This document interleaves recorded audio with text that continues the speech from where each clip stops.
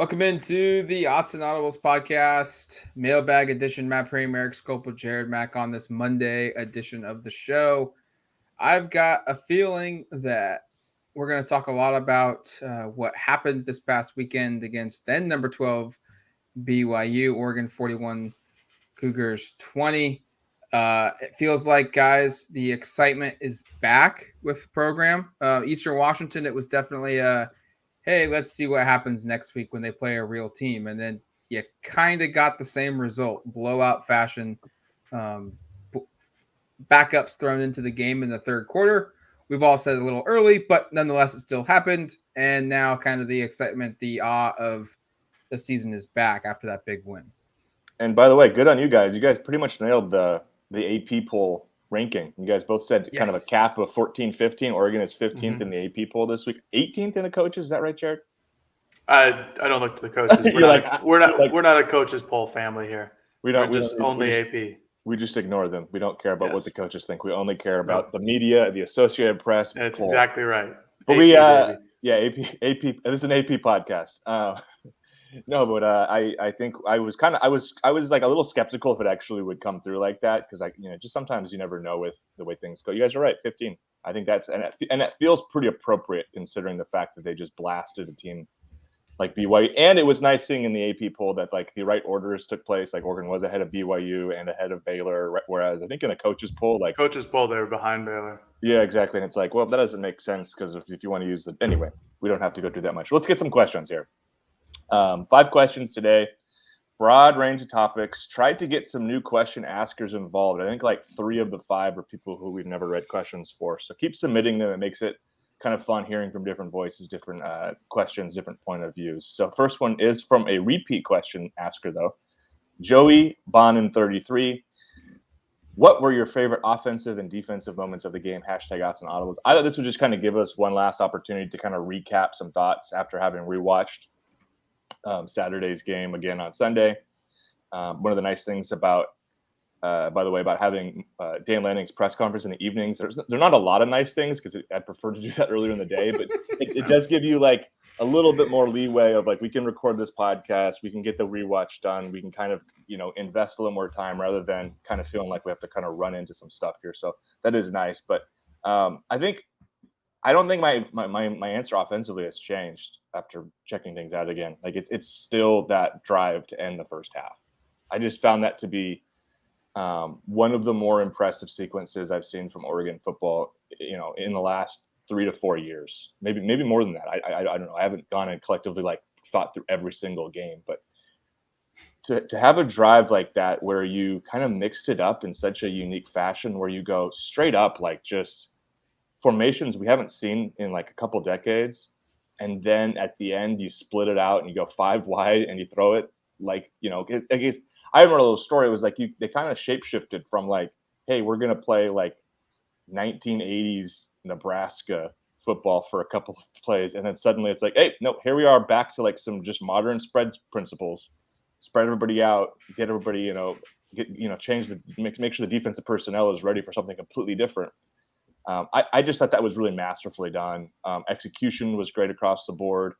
I think it showed a couple things in terms of that, of like, these guys are willing to go for it on 4th down on their own side of the field. I know that can be devastating if it goes the other way, but just the confidence there when it does work out is impressive. And remind me that next week, like if they do go for it on 4th on their own side and it doesn't work, that like I was applauding them for when it did work against BYU, because it's easy sometimes to get caught up in the moment of the results-oriented part. I like the fact that they had kind of the intestinal fortitude, if you will, to do it. So I just love that entire drive. I don't think there's anything else offensively in that game that matches up to it. There's certainly some individual plays that were great, but I just thought that whole drive was just masterful. I loved it. I don't know if I'm going to go individual plays or a full drive, because the full drive at the end of the second quarter was amazing. Like Erik just ran through, is just having something we haven't seen at Oregon for, I don't know, maybe 2 decades at this point, definitely over the last decade, going under the center of that offense. But I think specifically it's got to be one of like the Marquise Irving's runs where he just looks like he's going to be tackled behind the line of scrimmage and then breaks off and then goes and runs for another 20 yards, specifically the second play of the game, I want to say, Irving's 36-yard run, 37-yard run where he gets down to the 3 or 4 yard line. Irving's just been phenomenal so far. I know he got a bad rep after that first Georgia game with his drop passes, and his yards per carry weren't great, and that Sean Dollars and Cardwell were better on paper, but Irving's solidified himself as the number one running back these last 2 weeks, and I think that's going to be a really important factor for Oregon. And he was just tremendous against BYU. Defensively, if I had a specific moment, I think I'll cheat and say it's all 4 of the fourth down stops, especially the first one when they're coming out. Obviously the first drive of the game for BYU, they just allowed a 35-yard pass, then a sack, then another run stop. On that fourth down, 4th and 6, 4th and 7, it was a perimeter play. That's something that 3 weeks ago against Georgia, that who knows if they make that tackle. Mm-hmm. Who knows if they're properly trained and execute the play style to go out there and attack on the perimeter. This time around against BYU, another good program with good athletes, there's 3 or 4 hats to the ball. There's, Oregon wins that numbers matchup. I rewatched it last night. It's basically a 4-on-2, 4-on-3 if you include the ball carrier. Bennett Williams gets tremendous drive off of his blocker, throws him back into the running back or the wide receiver on the end around, and forces a tackle that's just for a yard or 2 for a gain. I just thought it was a great way to show the growth and development of the defense, just to the very basic nature, really. That's something that Oregon really struggled to do with the first 2 to 3 weeks. And then they come out first drive, big moment of the game, first fourth down, and absolutely stuff it. So I thought all the fourth downs were important, but that one was my favorite of the bunch. Either that or the doorless tackle for loss. I was going to say the second quarter drive to end the half. Don't need to say much about that. So I'm just going to highlight Bucky Irving's running. Mm-hmm. I just think he's kind of emerged as the best back. I think his effort is good. I think his ability to break tackles is pretty good. And we're starting to see why Oregon went out and brought him into the mix post-spring football. Also, I think Bo Nix's decision-making needs to be noted here. I said you'd see a lot of the full Bo Nix experience in this game. And aside from like a handful of plays against Georgia, we really haven't seen any of bad Bo Nix in his time at Oregon. Especially the last 2 weeks, he's looked really good. 13 of 18 for 222 yards, 2 touchdowns. Some of his decision-making was really, really good. When to keep it, when not to keep it, where to throw the football. I think that needs to be highlighted. And, he plays like this, he's gonna put up good numbers, and Oregon's gonna have a good offense, as we've seen the last 2 weeks. Defensively, I think that first possession in the second half that BYU had is kind of flown under the radar a little bit, because they ended up going for it, and it was a weird decision. And I mean, I think that was another one of many where Jared and I were kind of like, okay, why are you doing that, Kalani Sitake? That makes no sense. But I felt like maybe BYU felt like the game was getting away from them, and they had to go for it, considering Oregon scored to end the half, scored to open the half.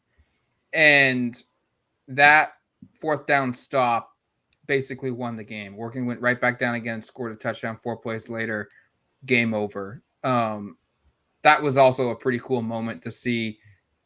The last 2 weeks, the offense has put up really good numbers, and we should be talking about them and praising them, but the defense has flown under the radar with how they performed as well, and that was a moment I felt like was pretty big.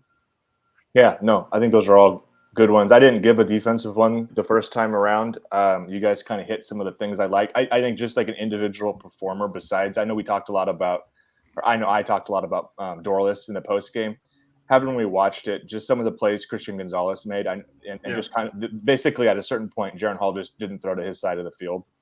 I think he's really fantastic, and I don't want to reiterate it because there's another week and we'll see what happens. But I just came away watching it again, going, man, they have to shore up that second corner. That's like the one glaring weakness, and we'll get to. I think there's a question later about pass defense and that's going to close out the show. So I'll save some thoughts for that. But Gonzalez is as advertised, and again, he had a couple rough moments against Georgia, but he's been great. And then to Matt, just to kind of one point that you made about Bo Nix, I think since the Georgia, I don't see this whole season. I think against Georgia there were the 2 interceptions. There were a couple others in that game. So yeah, let's say there were 4 or 5 bad decisions there. Then there was the one throw against Eastern that Terrence Ferguson makes a great play and the ball scores a touchdown. I want to say like through 3 games, I think Nix basically had 6 to 7 poor decisions all season. And part of the reason it felt really glaring was because 2 of them were really crucial turnovers against a really, really good team and you get blasted. I think he's played pretty darn well in the totality of what he's done this year, and especially the last 2 weeks. And the conference, by the way, not to go down too much of a tangent, quarterback play has really improved this year. A lot of transfer quarterbacks. It's really good. A lot of really impressive stats. We can get into some of that later when we talk about passing offenses, but Bo Nix, he's looking just as good as a lot of these guys. So that's a very positive development. All right, second one from @QuackAttack10. I love Franklin as the number 1 receiver, but I expected that at some point we'd see a deep shot to Dante Thornton given his size and speed alone. Seems like he could win that 50-50 often. The season is young. Do you guys think we see Thornton break out later in the season? #Autzen Audibles. It's kind of interesting, Jared. I think it was third quarter. I turned to you and said, Thornton's not really playing much, is he? And you said, no. And I don't have a snap count in front of me. That's one thing I want to do a better job of is getting snap count information so we can share it on Monday shows. So hopefully I'll be better next week in terms of having that information. It didn't feel, again, in rewatch that Thornton played a ton in that game until the third quarter. And, of course, unfortunately, the one target he has all game bounces off his hands and is intercepted. And I've seen that play litigated like, oh, Thompson really put it in there too fast. Having we watch it, I think it was a pretty good ball. No. I mean, it carried a little bit high, so it kind of caught up by his face mask, but that should have been a catch. And then if you look at where he's at in the field, that was probably going to be close to a first down, knowing what he's capable of doing after the catch. But I think he is, potentially, he and Seven McGee were like 2 guys who were really excited going into the year. And to be clear, Dante performed, or has, at least from a production perspective, been a lot more productive so far than Seven, who's basically, I know he dealt with some injury stuff, cramping in the second game and didn't do a whole lot the last game. But those guys have both been fairly quiet. Same with Chris Hudson. I just think it's kind of notable. We're talking about how this offense is looking really good, but there's still like 3 pretty key playmakers at receiver who we really haven't seen make huge contributions just yet. And I think Thornton certainly is one of those guys. Franklin has been fantastic.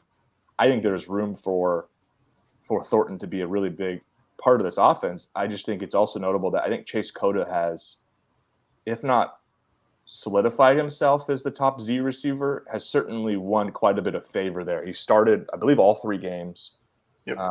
He had some pretty crucial catches on scoring drives in the first half and in the third quarter to kind of set up touchdowns.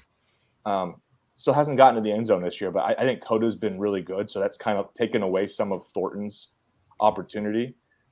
At the same time, I'm in agreement of like, I'd like to see Thornton get involved a little bit. It's hard to nitpick too much here, but I just think that there is the fact of the matter is Oregon's offense has been firing pretty close to all cylinders the last 2 weeks. And there's still like some pretty good players who just aren't that involved. And I think that speaks to what the ceiling could be once everything falls into place. Or you look at it as it's probably really hard to kind of feed the mouths of 5 to 6 really good receivers, and 3 or 4 is probably about all you're going to do anyway. I kind of look at it from that perspective where it's just going to be difficult to get everybody the reps that they probably deserve. I think Thornton is an absolute stud in terms of just pure talent and size and skill and speed and athleticism and all that good stuff. There's just dudes on the team that are really good. And depending on how Oregon wants to run their offense, I think they're going to get more playing time than Thornton is. And upon rewatch, I thought Thornton actually played more than I thought he did originally. He was in on a lot of plays in the second half. On the second touchdown pass to Terrence Ferguson, he was in on that play. He was the guy running across the middle. I think if that linebacker stayed with Ferguson and left Thornton open, that pass would have gone to Thornton, and Thornton probably would have scored a touchdown. And then this question probably isn't here. But that's just kind of how the offense works. That route if you go back and watch it, the one you're talking about for the second Yeah. Ferguson touchdown is really masterfully done. Where it's basically an beautiful. option route. It's Yeah. BYU player has to decide who am I going with, and whoever he doesn't go with is going to score a touchdown. So just wanted to point that out because I noticed that too. Yeah, and Thornton was the option that the BYU player went with, and Ferguson was not. And so, again, this is somebody who I took a lot of stock of, and at some point during this week, we will update the stock game because it's been 3 games. But he's somebody that I took a lot of stock of, and he hasn't done, as well as I expected. But I think we'll be okay. I just think eventually, I'd like to see him, do something on offense. But again, unless somebody gets hurt, I think it's going to be hard to get into this wide receiver rotation. I mean, how often did we hear about how good Caleb Chapman was during fall camp? Mm-hmm. He's got 1 catch. And I know he dealt with injuries in the first game of the season, but I don't remember him really playing at all against BYU. But he's another guy who plays the same position as I think he's another Z receiver or is he an X receiver, Erik? He's an X, and he didn't actually play against BYU, FYI. Right. So he's another guy who's he's very talented. He's shown up. His 1 catch was pretty impressive against Eastern Washington, but that's another guy who hasn't gotten in there. Chris Hudson, like Erik mentioned, there are a lot of guys who haven't really gotten going this season who have the potential and the star power and the talent to do so. They just haven't. And I don't necessarily look at that as a bad thing because, you got the horses like in the pen to go in case somebody gets hurt. You're not worried about like in 2019 with Justin Herbert's final year. It was like, all right, if this person goes down, then no, there's nobody really in the stables to come in and produce at the same level. But all in all, I wish Dante Thornton were in the game and was producing at a higher level. I think he'll get there eventually. It just might not be as soon as everybody anticipated originally. I specifically against BYU, whose targets are you taking away to give to Thornton's? Yeah. Right. Franklin's? No. Ferguson's? No. Coda's? No. This is the reality of it. And sometimes we fall for it ourselves, but there's this idea that this is like Madden and that you're going to play 67, 80 snaps in a football game. You're going to throw 40 times, 50 times in a game. You're going to run the ball 30 times, and everyone's going to get 7 or 8 catches for 80 yards. And that's just not the way real football is played. And they only threw the ball 18 times for 222 yards and 2 touchdowns. Like, that's the other thing. They're not throwing it that often. Yeah, exactly, Matt. Yeah. And so I'd love to see Thornton do stuff. I'd love to see McGee do stuff. But through 3 weeks, it's clear that Franklin is the top receiver. Coda and Hudson are kind of that second tier. And then the tight ends are producing a hell of a lot more than they did last season. And that was something that all 3 of us had said at the beginning of the year needed to improve. And it's just a literal sense of you can only feed so many guys. And unfortunately, Thornton and McGee are not inside that little bubble of guys that are getting, 5 or 6 catches a game, 4 or 5 catches a game. And maybe that changes. It could certainly change this week against a better opponent. Maybe Oregon has to throw the ball a little bit more. Go back to the Georgia game when Bo Nix had to throw the ball a lot. And last time I think Thornton had like two catches, and I think he had like 4 or 5 targets. That's if you want to be behind and you want your quarterback having to chuck the ball around, then other guys are going to get receivers, going to get targets. But if you want what happened the last 2 weeks, there's only going to be so many opportunities. Yeah, we should note Thornton is still he's the 4th most receptions on the team, and he's 3rd most receiving yards. He just didn't do any. He just didn't have any production against BYU. Actually, had 4 catches for 60 against Eastern. So, this was, I think it's all fluid, but I agree with Matt entirely. Of like, you throw the ball 18 times with your first string quarterback, it's gonna be hard to get a lot of targets. And the reality is, Thornton didn't get a single target from Bo Nix, and the only target he got was from Thompson, and it was intercepted. So I think there's going to be a plenty of opportunity. I definitely would not write off Thornton as like a lost cause at all. I think you're going to see opportunities throughout the season, depending on matchups too, to see other guys featured.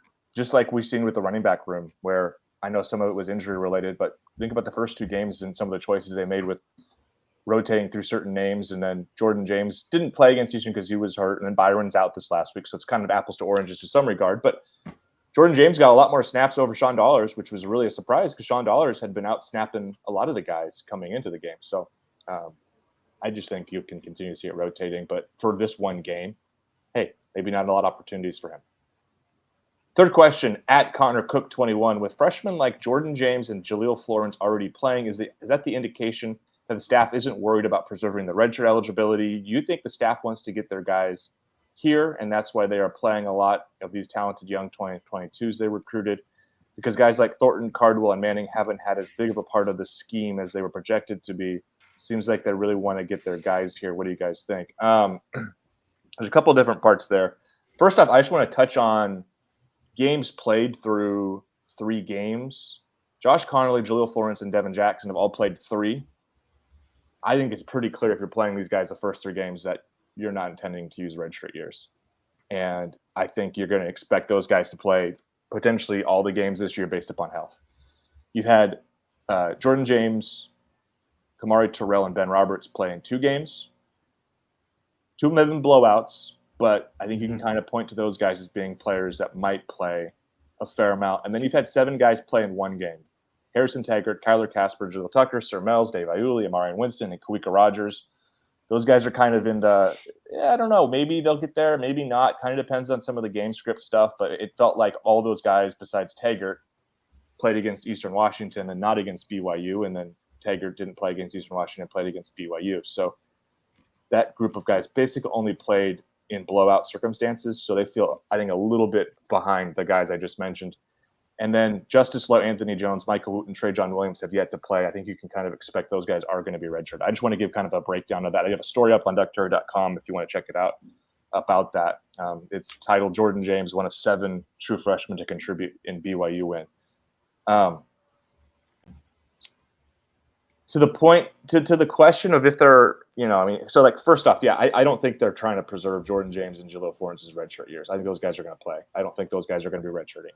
I think that's pretty clear. I think the same thing with Josh Connerly and Devin Jackson. Connerly's playing in that jumbo package, but also on special teams quite a bit, actually, which is kind of unusual for an offensive tackle to be doing that. In terms of like kick and punt coverage stuff, he's out there on quite a few. Devin Jackson is like a special teams ace. He's going to play a lot of special teams. That's not a surprise. Guy's really athletic. Same with Kamari Terrell. Those 2 make a lot of sense to play on those type of teams just based upon athletic profiles. These are like sub 11, like 10-7, 10-6, 100-meter guys. They're fast. They're going to play a lot. I don't really agree at all with the sense that they're playing players over veteran guys because for like recruiting purposes, if that's what the implication is. I think that's pretty far-fetched. Like the 3 players we talk about here, Thornton, Cardwell, and Manning, they're not playing any true freshmen over Thornton for starters. We just did a big Thornton thing, so I won't go into much that one. Cardwell had been receiving plenty of snaps in comparison to Jordan James coming into this game. In fact, I think if you pull up the season stats, Cardwell has 11 carries, James has 13. 76 yards for Cardwell, 50 for James. Both have played 2 games. Both missed 1 with injury. Pretty even. I don't think that there's any sense that they're playing them above. Florence versus Manning. It was notable to me that Jaleel Florence got the nod in the second half before Dante Manning. Notable. Stands out a little bit. Don't necessarily think that's favoritism as much as it is maybe Jaleel Florence is really good and Dante Manning is still taking some time. I actually thought Manning played pretty well, though, at times. You go back and watch it. He had a couple pass breakups, was in pretty good position. That second corner position, which we'll get to later, remains a problem. So, no, I think there's, they're actually not playing as many true freshmen as previous. Like Mario Cristobal played more true freshmen in terms of a rate. I don't have all the figures in front of me. But like last year in 2021, I could probably pull it up while Jared and Matt talk. I think they ended up playing over 50% of the true freshmen. And right now you've got about maybe 6, maybe 7 or 8 guys that I think burn redshirt years. That puts you below that threshold. They had 17 kids sign. I don't think there's any of that. I think you always win these classes with all these 4 and 5 star kids that are talented. You expect some of them to be ready to go right away. I think you're kind of seeing that happen. I don't think anything has to do with proving to upcoming recruits that if you come here, you'll play right away and not playing guys that you didn't recruit. I don't think that's part of it at all, personally. I don't think that's part of it at all either. I think, again, Dan has talked many a times about, if you're good enough, you're old enough, and that, the young guys will play if they're good enough to play. And I think this staff genuinely has put on competitions at position groups that require competition, and the best player is playing. I don't think there's any agenda or initiative here. Like, hey, this is a guy that we recruited, our new staff recruited. We want to get him into the game. We want to show other recruits. I don't think there's anything like that. I think that this is just Dan and his constituents and his staff working together to try to put the best guys out there on the field, whether they're a freshman or not. I think it's just, Jaleel Florence has now put a lot in both of the second halves now in every single one of Oregon's games. I don't think that's by coincidence. I think he's good.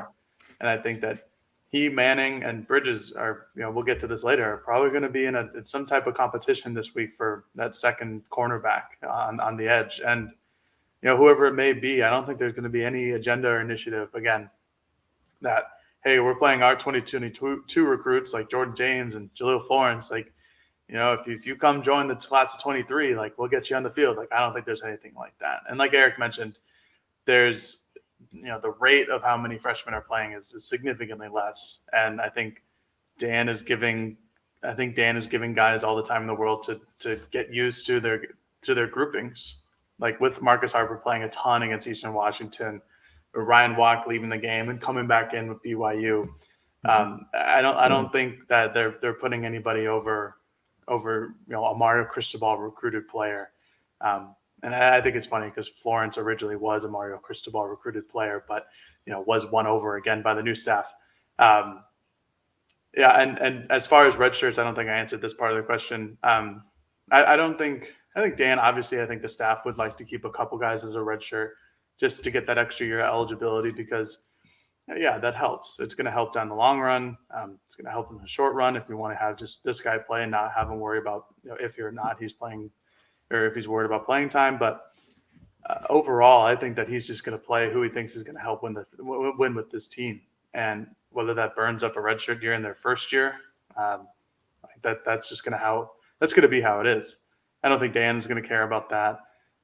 It'd probably be better if they had a fifth year eligibility instead of just 4 years. But there's no point of waiting for that. Hey, maybe in the fifth year and 4 years from now, we'll be really good and we could use him as a fifth year senior when you could potentially be really good right now. So I think redshirt wise, Dan's just going to do whatever he needs to do, frankly, with the freshmen and play them if he wants to and play them if he absolutely needs to.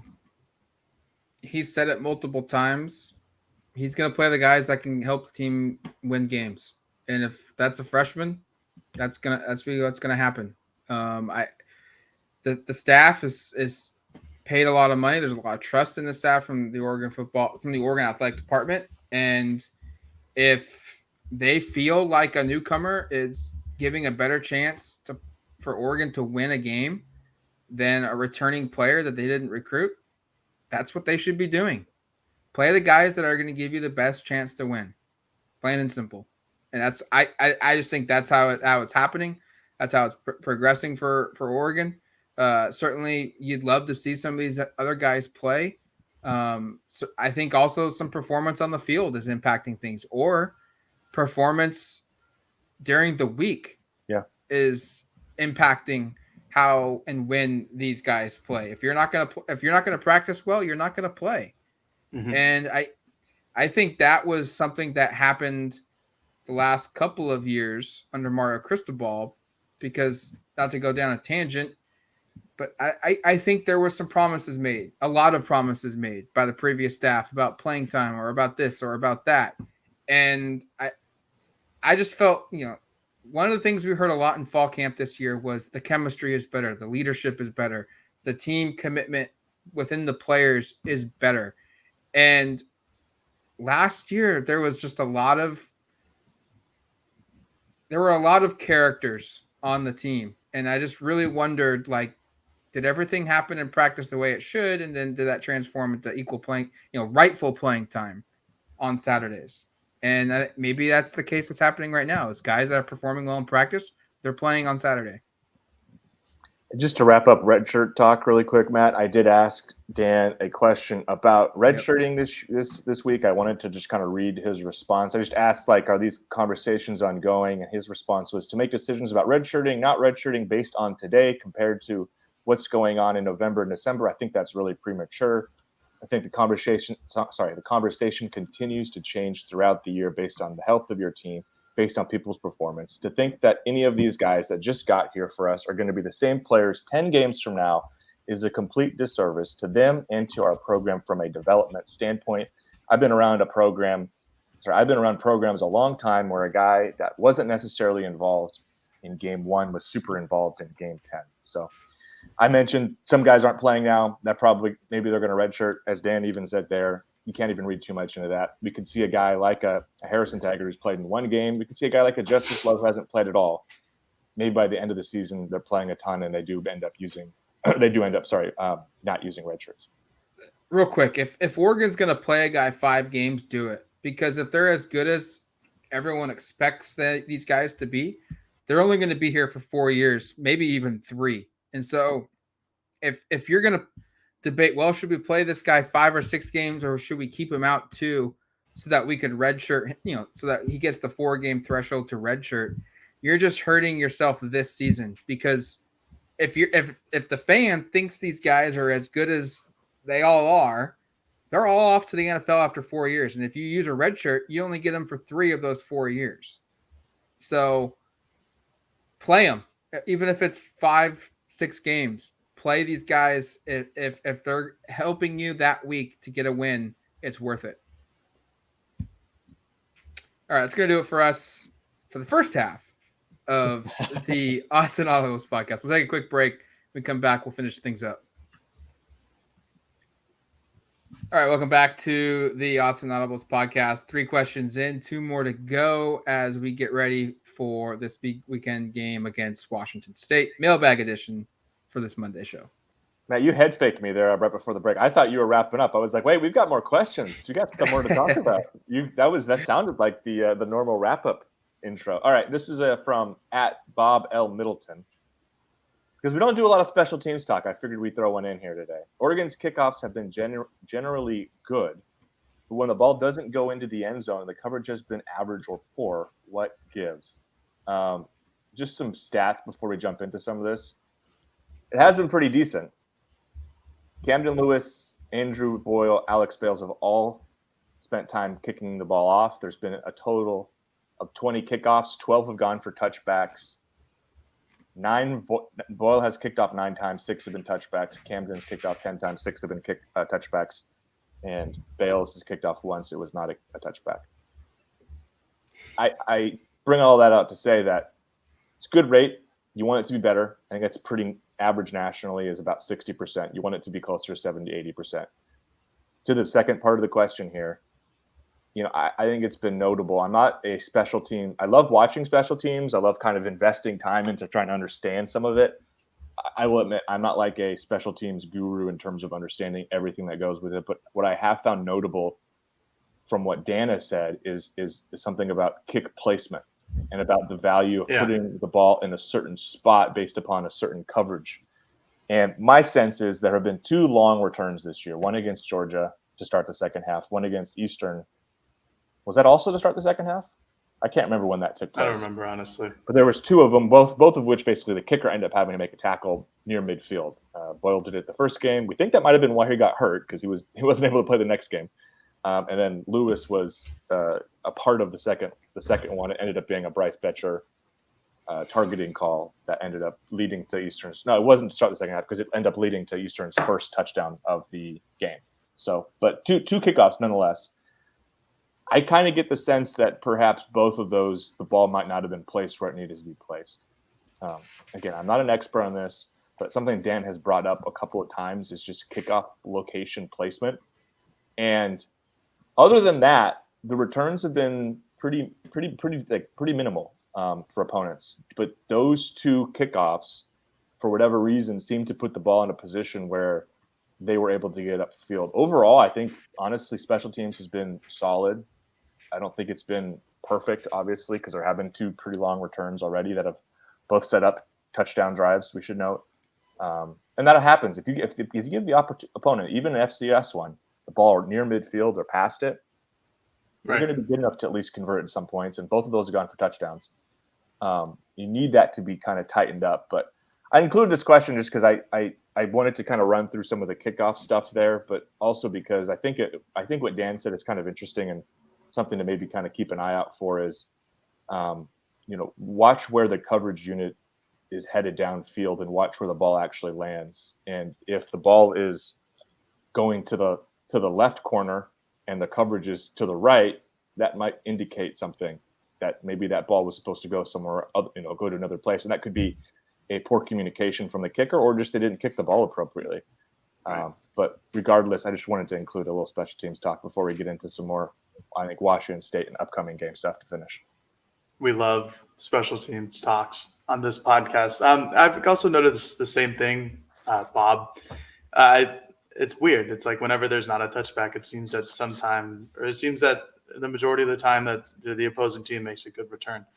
And I think it's mostly to do with what Erik was just talking about, just in ball placement and where the coverage is on the special teams, and then the ball's kicked to the other side of the field or whatnot. I think Oregon's kickoffs have been pretty inconsistent at points. And we even saw like Andrew Boyle this last game. The first kickoff of the game was just a line shot, like a stinger right at somebody. That went through the back of the end zone that worked, and there was a touchback and everything. But then you had most of the other ones were just a normal line drive, just a good kick straight to the back of the end zone, something like that. Or Bales in his lone kickoff was like a fly ball, like a pop fly to one of the coverage guys, not the returner specifically, and that is just caught for a fair catch. So I'm just not sure if the consistency is there in terms of the kickoff units. And I think that might have something to do with the coverage issues, because let's say that the goal is to kick this ball to the left side. That's where our coverage is going. And if there's an inaccuracy on the kicker's part, that ball could be pushed towards the middle, or it could be pushed towards the right-hand side of the field. I think that again, not a special teams guru, not somebody who's going to go out there and say that they're doing this, and this wrong. I just feel like there's been some inconsistencies on the kickoff part of it and the general kicking of the ball to where it's supposed to go, or the flight, or the speed of it, whatever the case may be. So I think that's just something that gets worked out in practice. But otherwise, I mean, I think that this year's team is kicking the ball through the end zone for touchbacks, or at least getting touchbacks at a higher rate than it feels like in the last couple of years. Yes, there's been those 2 or 3 running or returns that went for half yard plus a targeting or whatever the case. But I think overall the special teams unit has been pretty darn good. It's been good on field goals. It's been good on point after attempts. It's been good with whoever they have as a gunner. I think punting could probably be improved. Adam Berry hasn't had a lot of opportunities to showcase himself as a punter, but they haven't been great to start the year. So in terms of what gives, Bob, I'm not 100% sure, but I think Erik's message of maybe the ball isn't kicked accurately into the coverage that they selected is probably your best case answer. I think we're just seeing what's kind of plagued Oregon the last 5 years: inconsistency. I just think that's where it's at. And Dan's noted multiple times that whether it was with us or with the coaches show, that when the kicker doesn't kick accurately towards the part of the field the ball needs to go, because that's where the other 10 guys are running to, that creates avenues to return big gains. And he noted that against Eastern Washington. I'll be curious to see if he says that this week, if there's anything that happened or didn't happen in a positive manner against BYU. I just think it's inconsistency. And I don't know if we were going to expect huge leaps with Oregon's actual kicking units, because there are some guys still here that have been previously at other, previous seasons. There've been some new faces, but none of them were like full-time starters. So, I just think it's inconsistency. It's what we've been dealing with the last 4 or 5 years for Oregon special teams. All right, we're going to wrap it up with a question from @RecruitInDucks. It's apparent that we struggle with pass rush and coverage with conference foes such as Washington State, UW, and USC firing on all cylinders through the air. How do we counter? Is it scheme related or personnel? I'm thinking the latter. What's your thoughts? #Autzen Audibles. Yeah, there's clearly some shortcomings with coverage. I think the pass rush thing, I still sort of think back to when I asked Dan this last week about what he kind of thought of the pass rush, and his response was, yeah, we haven't finished some plays, but opposing offenses have gotten the ball out really quick. And that even stood out against BYU. There were some times, obviously, where Jaron Hall's a really good quarterback, and some of the back shoulder throws to the sidelines he made, he had 4 or 5 like that where you're just like, wow, that's the tip of the cap, great throw. But if the pressure's there, maybe he can't make that throw. Made some great throws rolling out when they did get pressure. But obviously, I think they finished with 1 sack. That's not great. The coverage part, definitely a concern, especially when Christian Gonzalez is not just manning up a guy. I want to get to some of that part. I also want to get to some of these teams that are mentioned here just to make some points. Oregon doesn't have USC on the schedule. Washington's pass offense has been amazing this year. Michael Penix is like 3rd in the country with passing yards and efficiency. He's been absolutely awesome. And you watch that Washington State game, some of the throws he made were really impressive. They are challenging teams vertically. That is going to be potentially a really interesting game in November. We'll see. Oregon has time to get better. We'll see with Washington kind of how their season progresses, but that could be a game where Oregon is really challenged with the vertical passing game. Washington State, actually, I know that they're known because of who was the coach there for so long with Mike Leach. It's like this pass-heavy, go team. They've been winning games with defense. Like, you go look at – like, they're actually right now 10th in the Pac-12 in passing offense. Cameron Ward has not thrown for more than 300 yards. He has 8 touchdowns, 3 interceptions. Some of that was you go against Wisconsin, which is traditionally a difficult team to score on, so you're losing some of it. He only had 200 yards passing in that game. He threw 2 picks. My point is, like, I'm not sure we want to count Washington State as being the Washington State we're so used to watching. Just like I think there's sort of a misnomer with Oregon where people pointed to Oregon for so long as being like speed, gadget plays, get out in space. And then Mario Cristobal was here, and it was the exact opposite. It was just like power football. I think we get into that habit of, like, we see Washington State and we think air it out. They're going to be air raid offense. They're going to throw the ball over the yard, 50 passes. They're actually pretty even split run to pass. And what makes them really tough is, and you would understand that with their identity of their head coach, it's a defensive-minded team. This is a team that right now I think is one of the best in the conference in scoring defense. They're currently best at 12.7 yards. They've only given up 5 touchdowns through 3 games. That includes a game with against Wisconsin. Idaho was a pretty close game, by the way, 24-17 to open the season. And then they won 17-14 over Wisconsin, 38-7 over Colorado State this last weekend. I'm not sure how great Colorado State is, but I'm just pointing out, like, the before we get into some of the Oregon-related stuff, just to give kind of a bit of a preview, I think the perception of what Washington State is maybe a little bit off of what they actually are this year. I think this is a team that's going to try to challenge Oregon with its defense. The front line on defense is really good. They've got good linebackers. Their offense is not exactly what I think Oregon fans are expecting. So I wouldn't say it's an offense that's firing on all cylinders through the air. That doesn't mean they can't have success throwing the ball against an Oregon defense that has not been great against the pass. But just wanted to kind of get that out. To the scheme/personnel part, well, I always think when you have a pass rush that isn't getting there and you have coverage issues, those kind of go hand in hand. If Jaron Hall isn't able to sit in the pocket for a good amount of time and hit some of those comeback routes, probably not going to be much coverage issues anyway, because he's, the longer you have to cover, the harder it is. And I think I have one really good corner, and then the other ones are struggling.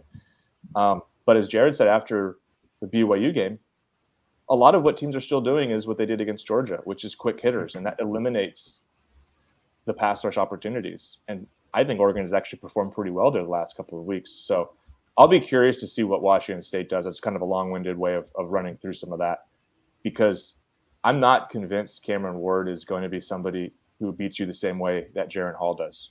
I'm not trying to say he can't throw the football vertically, because he's shown he can a little bit. He's had some long passes down the field, but I think this offense is going to do pretty similar in terms of trying to get the ball out quick, as opposed to, so you might not see the pass rush get there just like we have the last couple of weeks, but can they tackle in space? Can they make plays? And the other part is, are they ready? I mean, because again, this isn't going to be an offense that I expect to throw the ball 50 times. Like, they've thrown it 40, 28, and 30. That's what they've thrown so far.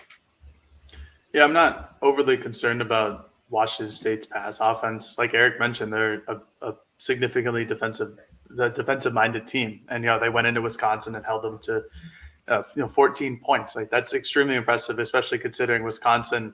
They're a prototypical Big Ten football team. They're going to run. They're going to ground and pound, and they didn't let them. It's just 14 points. And for Oregon, what their strength is obviously is their running game.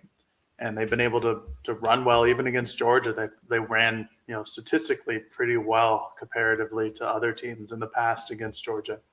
Nothing crazy, but again, when that's your competition level, it was impressive that Oregon was able to do so. And you saw that against BYU. Oregon just ran all over them. If they're able to limit how Wisconsin runs, I bet they can limit how Oregon runs too. But in terms of, I'll just jump into how do you counter for teams that are looking to spread the ball through the air on Oregon, whether it's personnel or scheme. I think those go hand in hand, because if it's scheme related, let's say they flip into dime coverage, which they've showed every once in a while on 3rd and longs, that also changes your personnel. You're no longer running an extra defensive lineman out there. Oregon in the past, a couple of examples of this dime package have rotated in 3 linebackers with Sewell and Flo and Jeffrey Bassa, and kept in their same safeties, but moved Sewell down to the defensive line or that positioning, and either have rushed him or dropped him back into coverage and dropped 8, rushed 3 to the passer. I think they're both going to go hand in hand. I think it's more important to figure out who is on your scheme, who is playing in your dime package.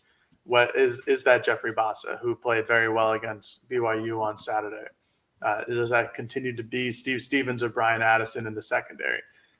Who is your star in that position? Is it Jamal Hill? Is it Bennett Williams? Who do you feel most comfortable with making open field tackles? I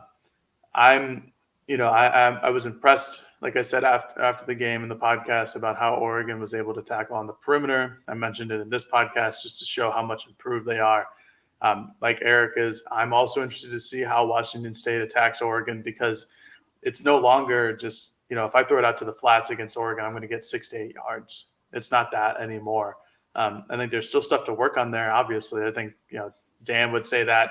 I think he says that about everything in his press conferences, is that it's good, but there's still stuff to work on. And it's true. I mean, that's the view from the scope of a perfectionist. I just think that Washington State, like Erik mentioned, is not this same air raid offense that's going to throw the ball 40 to 60 times against Oregon. They might, but I would be very surprised. This isn't their MO anymore, and it's going to be a physical game more than it is going to be something like a finesse, like how it was with the air raid at points. It's interesting here, because I don't know if a lot of I feel like week 1 against Georgia, week 2 against Eastern, those 2 teams didn't hold the ball very long to allow Oregon to even try to get a pass rush. Right. BYU did at times, and it was hit or miss. The second play of the game, Brandon Dorlus got pass rush and hit Jaren Hall before he could throw it, which made him tuck the ball under and step up into the pocket, and then he ended up getting sacked. Now, there were also plenty of opportunities where Jaren Hall had plenty of time to throw the football. I wonder, is that a combination of A, Oregon not having an elite pass rusher, and B, still trying to figure out how they counter that? So they're trying different things. They haven't found anything yet. I do think I'll say this: I'm more worried on the back end than I am on the front end. With the pass rush, I don't know who you have that you can rely on opposite Christian Gonzalez at cornerback. I feel like you've got options up front to generate a pass rush. It's just how can we deploy these guys in a different manner to get the pressures that we need? I don't know if they have an answer because Bridges has been targeted multiple times, has given up big plays. He almost gave up a touchdown against BYU early on in the first half, which would have been a huge momentum swing back into BYU's favor. Florence is a freshman and is playing maybe a little bit ahead of now Dante Manning, who was a 5-star recruit, a couple years ago. And I don't know. I don't know what the answer is. Is it move Bridges to safety and you go Florence and Manning, or I don't know what the answer is here. And it's probably unfortunately a situation where because they don't have a lot of guys at that position, this is kind of the hand you're dealt with, and you're going to have to figure out a way to get through it without giving up big plays. And to Erik's point, Washington State's a little bit different this season. And I think little is an understatement. Here's a stat for you. A couple weeks ago, a Washington State tight end caught a pass. It's the first time in 11 years a tight end at Washington State has caught a pass. The position is back with the Cougars under Mike Leach, no longer there. The air raid is no longer there to a degree. And so while I think they're going to throw the ball a lot, it's not like what Leach and Rolo ran before Rolo got fired. Dickert's putting his own spin on it, and we might not see an opponent this season truly spread it out unless Oregon faces USC in the Pac-12 championship game. And then it's just a one-game playoff. And can you get through it with one game with what you have? So long story, long-winded answer. I'm more worried on the back end than I am on the front end. But I don't know if there's any teams that are really going to really stress that on Oregon's schedule. Maybe Oregon State, maybe. I don't know. Washington. Yeah. Washington's the one to watch. But they're not spread though. Like they don't go 5 wide all the time. They do take shots. They had a huge passing game against Michigan State, but they're not like a USC or old Washington State where they're going to go 4 and 5 wide almost every single possession. I'm just bringing up. They're second nationally in passing yardage, 390 per game. So they've been throwing a lot. I'm just saying that's the one, and I think Oregon State's the other one. I was actually that's how I wanted to wrap. Matt was just like, who on the schedule scares you there? Those are the two offenses that actually because they don't play USC. Those are the two offenses that I would be concerned about from a passing perspective. Those are the two. Absolutely. Yeah. All right, that's going to do it for us here on the Autzen Audibles podcast. Thank you for submitting your questions. We'll be back later this week with a review, a full review of BYU, a look ahead to Washington State. We'll have a Cougar Insider on the show later in the week. We'll also do a game pick, and we'll have some more stuff coming here on the Autzen Audibles podcast. For more coverage leading up to that Washington State game, 1 p.m. kickoff. Go to deckterritory.com for more. But until the next one, you've been listening to the Autzen Audibles podcast. Talk to you later, folks. Peace.